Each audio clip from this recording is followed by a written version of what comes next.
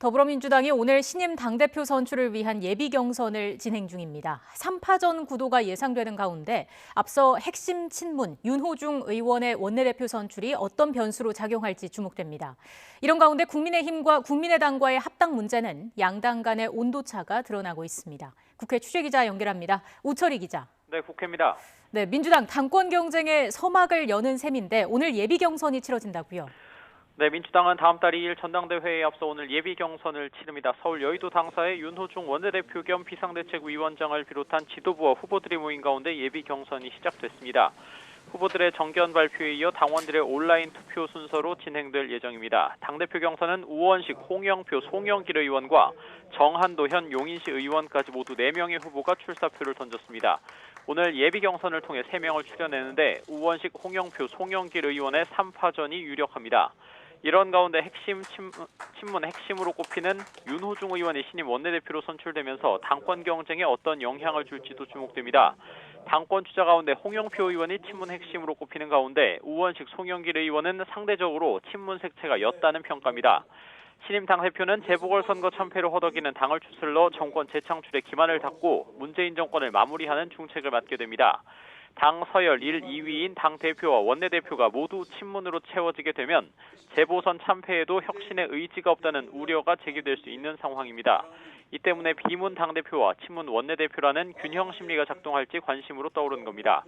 다만 당권은 이른바 당심이 좌지우지하는 만큼 당내 강성 지지층인 친문들이 표를 몰아줄 가능성도 배제할 수는 없습니다. 후보들도 벌써부터 발언을 통해 이른바 계파 신경전을 이어가는 양상입니다. 자, 야권 상황도 살펴보죠. 국민의힘이 국민의당과의 통합 결의까지 밝힌 상황에서 합당을 둘러싼 양당 간의 온도차가 여전하다고요.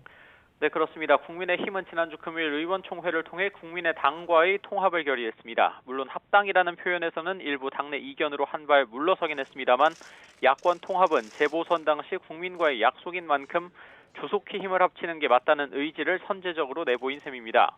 이와 관련해 주호영 대표 권한대행은 국민의당에서 찬성 의견이 모이면 당장 다음 주 주말이나 그 다음 주 초에라도 합당 선언이 가능할 수 있다는 입장을 밝혔습니다.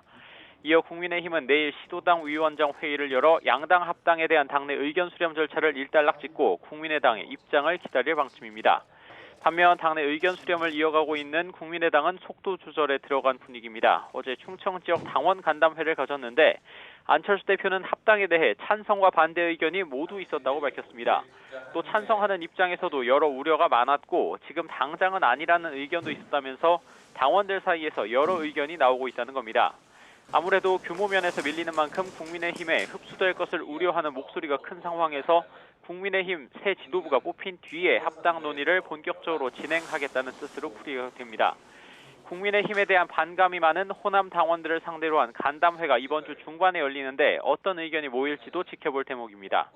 이런 가운데 국민의힘은 주호영 원내대표 겸 대표 권한대행이 조기에 물러나기로 한 상황에서 이번 주 새 원내대표 경선 레이스에 돌입합니다. 조금 전 3선의 김태흠 의원이 가장 먼저 출사표를 던진 가운데 4선의 김기현, 권성동 그리고 3선 유의동 의원까지 출마를 준비하는 4파전 양상입니다. 새 원내대표는 원내 사령탑으로서 조만간 다시 진행될 상임위원장 배분 협상을 비롯한 원내 협상을 책임지는 동시에 전당대회가 치러지기 전까지 대표 권한대행으로서 당무를 총괄하는 중책을 맡게 됩니다. 지금까지 국회에서 YTN 우철입니다.